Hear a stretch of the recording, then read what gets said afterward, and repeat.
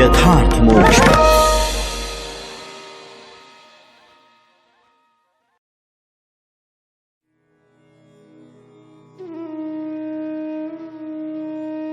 ग्यारहवां अध्याय। स्वयंभू मनु का ध्रुव जी को युद्ध बंद करने के लिए समझाना।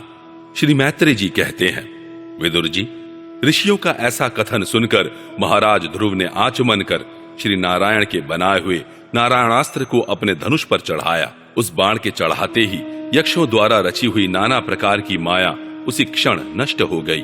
जिस प्रकार ज्ञान का उदय होने पर अविद्यादि क्लेश नष्ट हो जाते हैं, ऋषिवर नारायण के द्वारा आविष्कृत उस अस्त्र को धनुष पर चढ़ाते ही उससे राजहंस के से पक्ष और सोने के फल वाले बड़े तीखे बाण निकले, और जिस प्रकार मयूर केकारव करते वन में घुस जाते हैं, उसी प्रकार भयानक साए साए शब्द करते हुए वे शत्रु की सेना में घुस गए। उन तीखी धार वाले बाणों ने शत्रुओं को बेचैन कर दिया। तब उस रणांगण में अनेकों यक्षों ने अत्यंत कुपित होकर अपने अस्त्र शस्त्र संभाले, और जिस प्रकार गरुड़ के छेड़ने से बड़े बड़े सर्प फन उठाकर उनकी ओर दौड़ते हैं, उसी प्रकार वे इधर उधर से ध्रुव जी पर टूट पड़े। उन्हें सामने आते देख ध्रुव जी ने अपने बाणों द्वारा उनकी भुजाएं, जांघें, कंधे और उदर आदि अंग प्रत्यंगों को छिन्न भिन्न कर उन्हें उस सर्वश्रेष्ठ लोक में भेज दिया, जिसमें ऊर्ध्वरेता मुनिगण सूर्य मंडल का भेदन करके जाते हैं। अब उनके पितामह स्वयंभू मनु ने देखा कि विचित्र रथ पर चढ़े हुए ध्रुव अनेकों निरपराध यक्षों को मार रहे हैं, तो उन्हें उन पर बहुत दया आई। वे बहुत से ऋषियों को साथ लेकर वहां आए और अपने पौत्र ध्रुव को समझाने लगे। मुनि जी ने कहा, बेटा, बस बस अधिक क्रोध करना ठीक नहीं। यह पापी नरक का द्वार है। इसी के वशीभूत होकर तुमने इन निरपराध यक्षों का वध किया है। तात, तुम जो निर्दोष यक्षों के संहार पर उतर रहे हो, यह हमारे कुल के योग्य कर्म नहीं है। साधु पुरुष इसकी बड़ी निंदा करते हैं। बेटा, तुम्हारा अपने भाई पर बड़ा अनुराग था, यह तो ठीक है, परंतु देखो, उसके वध से संतप्त होकर तुमने एक यक्ष के अपराध करने पर प्रसंगवश कितनों की हत्या कर डाली। इस जड़ शरीर को ही आत्मा मानकर इसके लिए पशुओं की भांति प्राणियों की हिंसा करना, यह भगवत सेवी साधुजनों का मार्ग नहीं है। प्रभु की आराधना करना बड़ा कठिन है, परंतु तुमने तो लड़कपन में ही संपूर्ण भूतों के आश्रय स्थान श्री हरि की सर्वभूतात्म भाव से आराधना करके उनका परम पद प्राप्त कर लिया है। तुम्हें तो प्रभु भी अपना प्रिय भक्त समझते हैं तथा भक्तजन भी तुम्हारा आदर करते हैं। तुम साधु जनों के पथ प्रदर्शक हो, फिर भी तुमने ऐसा निंदनीय कर्म कैसे किया? सर्वात्मा श्री हरि तो अपने से बड़े पुरुषों के प्रति सहनशीलता, छोटों के प्रति दया, बराबर वालों के साथ मित्रता और समस्त जीवों के साथ समता का बर्ताव करने से ही प्रसन्न होते हैं। और प्रभु के प्रसन्न हो जाने पर पुरुष प्राकृत गुण एवं उनके कार्य रूप लिंग शरीर से छूटकर परमानंद स्वरूप ब्रह्म पद प्राप्त कर लेता है। बेटा ध्रुव, देहादि के रूप में परिणत हुए पंचभूतों से ही स्त्री पुरुष का आविर्भाव होता है, और फिर उनके पारस्परिक समागम से स्त्री पुरुष उत्पन्न होते हैं। ध्रुव, इस प्रकार भगवान की माया से सत्वादि गुणों में न्यूनाधिक भाव होने से ही जैसे भूतों द्वारा शरीरों की रचना होती है, वैसे ही उनकी स्थिति और प्रलय भी होते हैं। पुरुष श्रेष्ठ, निर्गुण परमात्मा तो इनमें केवल निमित्त मात्र है। उसके आश्रय से यह कार्य कारणात्मक जगत उसी प्रकार भ्रमता रहता है जैसे चुंबक के आश्रय से लोहा। काल शक्ति के द्वारा क्रमशः सत्वादि गुणों में क्षोभ होने से लीलामय भगवान की शक्ति भी सृष्टि आदि के रूप में विभक्त हो जाती है। अतः भगवान अकर्ता होकर भी जगत की रचना करते हैं और संहार करने वाले न होकर भी इसका संहार करते हैं। सचमुच उन अनंत प्रभु की लीला सर्वथा अचिंतनीय है। ध्रुव, वे काल स्वरूप अवयव परमात्मा ही स्वयं अंतरहित होकर भी जगत का अंत करने वाले हैं तथा अनादि होकर भी सबके आदि करता है। वे ही एक जीव से दूसरे जीव को उत्पन्न कर संसार की सृष्टि करते हैं तथा मृत्यु के द्वारा मारने वाले को भी मरवाकर उसका संहार करते हैं। वे काल भगवान संपूर्ण सृष्टि में समान रूप से अनुप्रविष्ट हैं। उनका न तो कोई मित्र पक्ष है और न शत्रु पक्ष। जैसे वायु के चलने पर धूल उसके साथ साथ उड़ती है, उसी प्रकार समस्त जीव अपने अपने कर्मों के अधीन होकर काल की गति का अनुसरण करते हैं। अपने अपने कर्मानुसार सुख दुखादि फल भोगते हैं। सर्वसमर्थ श्री हरि कर्म बंधन में बंधे हुए जीव की आयु की वृद्धि और क्षय का विधान करते हैं, परंतु वे स्वयं इन दोनों से रहित और अपने स्वरूप में स्थित हैं। राजन, इन परमात्मा को ही मीमांसक लोग कर्म, चार्वाक स्वभाव, वैशेषिक मतावलंबी काल, ज्योतिषी दैव और काम शास्त्री काम कहते हैं। वे किसी भी इंद्रिय या प्रमाण के विषय नहीं हैं। महदादि अनेक शक्तियां भी उन्हीं से प्रकट हुई हैं। वे क्या करना चाहते हैं इस बात को भी संसार में कोई नहीं जानता, फिर अपने मूल कारण उन प्रभु को तो जान ही कौन सकता है। बेटा, ये कुबेर के अनुचर तुम्हारे भाई को मारने वाले नहीं हैं, क्योंकि मनुष्य के जन्म मरण का वास्तविक कारण तो ईश्वर है। एकमात्र वही संसार को रचता, पालता और नष्ट करता है, किंतु अहंकार शून्य होने के कारण इसके गुण और कर्मों से वह सदा निर्लेप रहता है। वे संपूर्ण प्राणियों के अंतरात्मा, नियंता और रक्षा करने वाले प्रभु ही अपनी माया शक्ति से युक्त होकर समस्त जीवों का सृजन, पालन और संहार करते हैं। जिस प्रकार नाक में नकेल पड़े हुए बैल अपने मालिक का बोझा ढोते रहते हैं, उसी प्रकार जगत की रचना करने वाले ब्रह्मादि भी नाम रूप डोरी से बंधे हुए उन्हीं की आज्ञा का पालन करते हैं। वे अभक्तों के लिए मृत्यु रूप और भक्तों के लिए अमृत रूप है तथा संसार के एकमात्र आश्रय हैं। तात, तुम सब प्रकार उन्हीं परमात्मा की शरण लो। तुम 5 वर्ष की ही अवस्था में अपनी सौतेली माता के वाग बाणों से मर्माहत होकर मां की गोद छोड़कर वन को चले गए थे। वहां तपस्या द्वारा जिन ऋषिकेश भगवान की आराधना करके तुमने त्रिलोकी से ऊपर ध्रुव पद प्राप्त किया है, और जो तुम्हारे वैर भावहीन सरल हृदय में वात्सल्यवश विशेष रूप से विराजमान हुए थे, उन निर्गुण अद्वितीय अविनाशी और नित्य मुक्त परमात्मा को अध्यात्म दृष्टि से अपने अंतःकरण में ढूंढो। उनमें यह भेदभावमय प्रपंच न होने पर भी प्रतीत हो रहा है। ऐसा करने से सर्वशक्ति संपन्न परमानंद स्वरूप सर्वांतरयामी भगवान अनंत में तुम्हारी सुदृढ़ भक्ति होगी, और उसके प्रभाव से तुम मैं मेरेपन के रूप में दृढ़ हुई अविद्या की गांठ को काट डालोगे।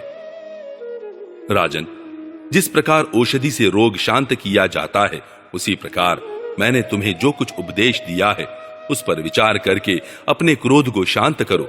क्रोध कल्याण मार्ग का बड़ा ही विरोधी है। भगवान तुम्हारा मंगल करे। क्रोध के वशीभूत हुए पुरुष से सभी लोगों को बड़ा भय होता है। इसलिए जो बुद्धिमान पुरुष ऐसा चाहता है कि मुझसे किसी भी प्राणी को भय न हो और मुझे भी किसी से भय न हो, उसे क्रोध के वश में कभी न होना चाहिए। तुमने जो यह समझकर कि यह मेरे भाई के मारने वाले हैं, इतने यक्षों का संहार किया है, इससे तुम्हारे द्वारा भगवान शंकर के सखा कुबेर जी का बड़ा अपराध हुआ है। इसलिए बेटा, जब तक कि महापुरुषों का तेज हमारे कुल को आक्रांत नहीं कर लेता, इसके पहले ही विनम्र भाषण और विनय के द्वारा शीघ्र उन्हें प्रसन्न कर लो। इस प्रकार स्वयंभू मनु ने अपने पौत्र ध्रुव को शिक्षा दी। तब ध्रुव जी ने उन्हें प्रणाम किया। इसके पश्चात वे महर्षियों के सहित अपने लोक को चले गए। 12वां अध्याय, ध्रुव जी को कुबेर का वरदान और विष्णु लोक की प्राप्ति। श्री मैत्रेय जी कहते हैं, विदुर जी, ध्रुव का क्रोध शांत हो गया है और वे यक्षों के वध से निवृत्त हो गए हैं। यह जानकर भगवान कुबेर वहां आए। उस समय यक्ष, चारण और किन्नर लोग उनकी स्तुति कर रहे थे। उन्हें देखते ही ध्रुव जी हाथ जोड़कर खड़े हो गए। तब कुबेर ने कहा, श्री कुबेर जी बोले, शुद्ध हृदय क्षत्रिय कुमार, तुमने अपने दादा के उपदेश से ऐसा दुस्तज्य वैर त्याग दिया, इससे मैं तुम पर बहुत प्रसन्न हूं। वास्तव में न तुमने यक्षों को मारा है और न यक्षों ने तुम्हारे भाई को। समस्त जीवों की उत्पत्ति और विनाश का कारण तो एकमात्र काल ही है। यह मैं, तू आदि मिथ्या बुद्धि तो जीव को अज्ञानवश स्वप्न के समान शरीर आदि को ही आत्मा मानने से उत्पन्न होती है। इसी से मनुष्य को बंधन एवं दुखादि विपरीत अवस्थाओं की प्राप्ति होती है। ध्रुव, अब तुम जाओ, भगवान तुम्हारा मंगल करे। तुम संसार पाश से मुक्त होने के लिए सब जीवों में समदृष्टि रखकर सर्वभूतात्मा भगवान श्री हरि का भजन करो। ये संसार पाश का छेदन करने वाले हैं तथा संसार की उत्पत्ति आदि के लिए अपनी त्रिगुणात्मिका माया शक्ति से युक्त होकर भी वास्तव में उससे रहित है। उनके चरण कमल ही सबके लिए भजन करने योग्य है। प्रियवर, हमने सुना है तुम सर्वदा भगवान कमलनाभ के चरण कमलों के समीप रहने वाले हो, इसलिए तुम अवश्य ही वर पाने योग्य हो। ध्रुव, तुम्हें जिस वर की इच्छा हो मुझसे निसंकोच एवं निशंक होकर मांग लो।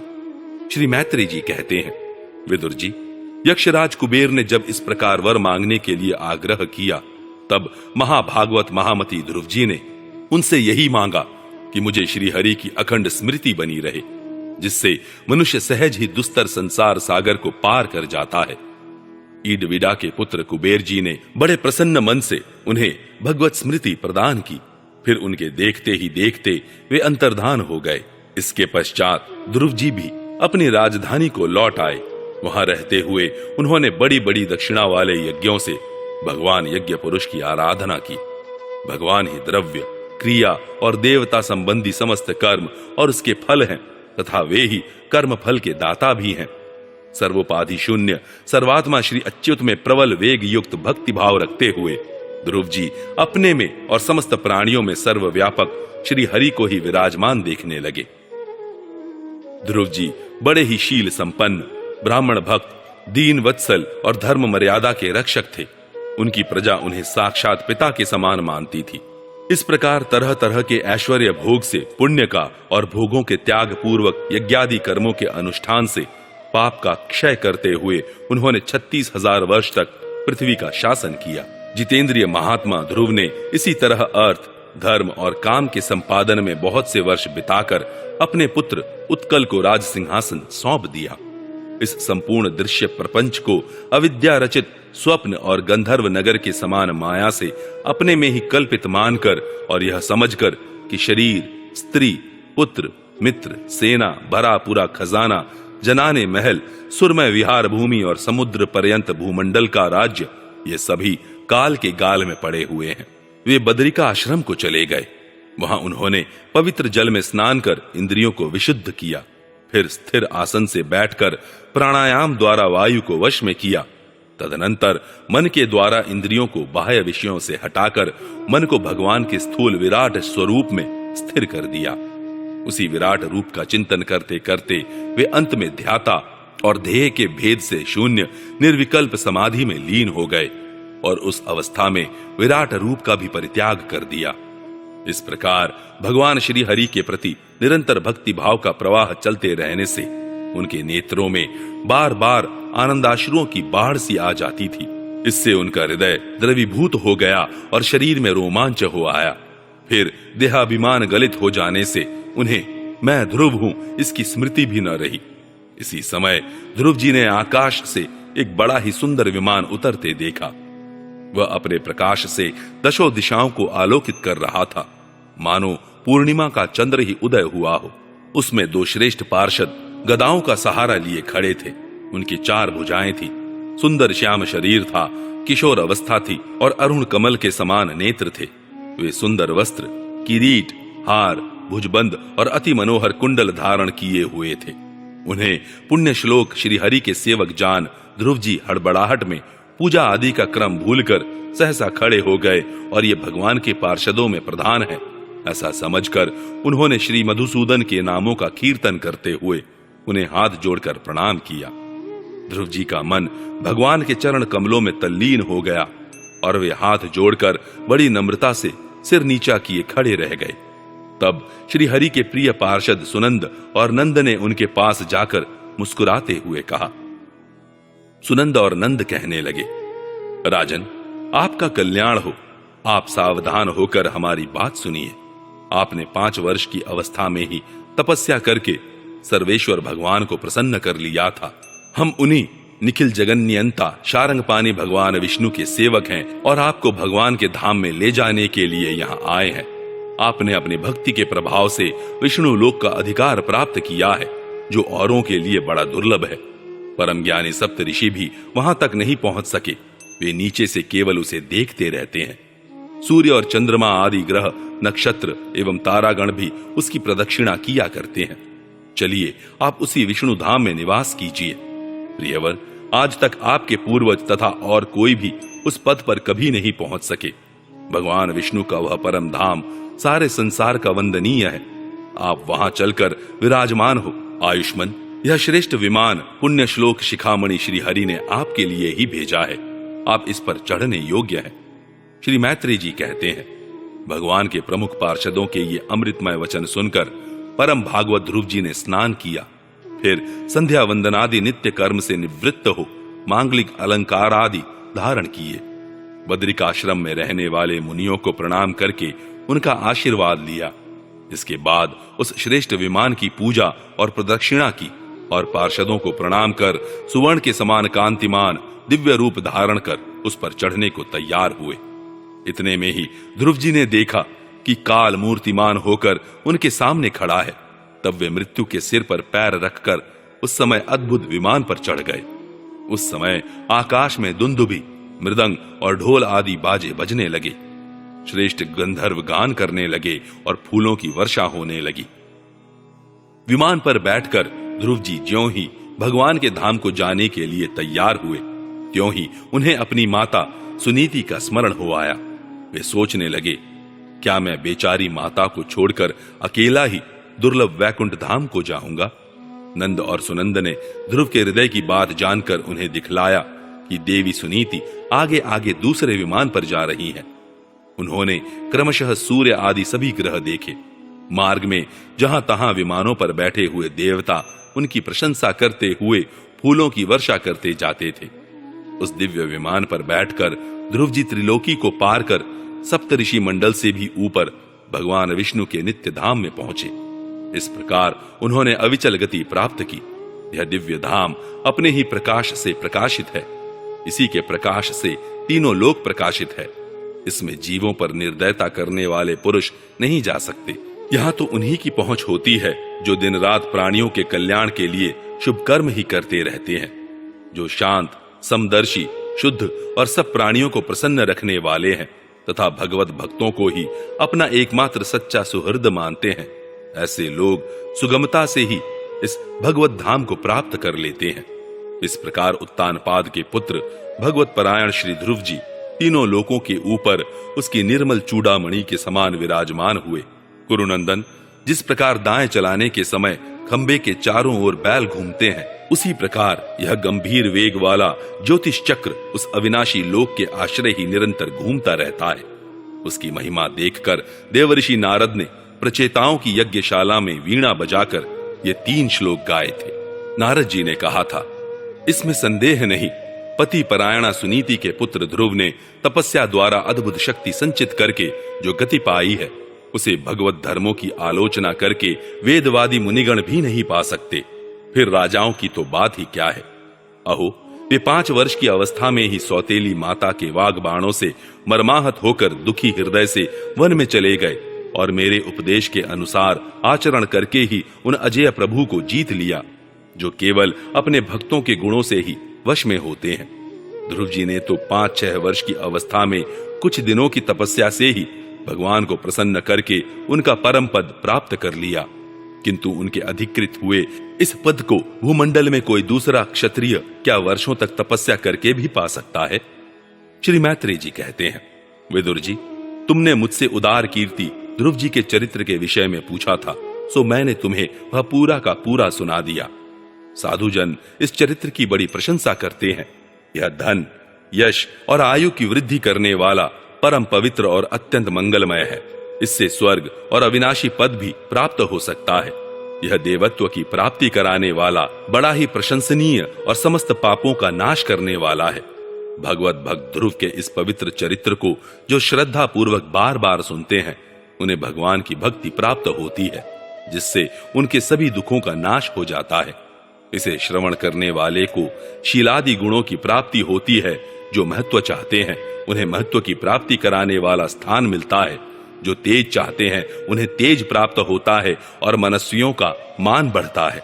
पवित्र कीर्ति ध्रुव जी के इस महान चरित्र का प्रातः और सायंकाल ब्राह्मणादि द्विजातियों के समाज में एकाग्र चित्त से कीर्तन करना चाहिए।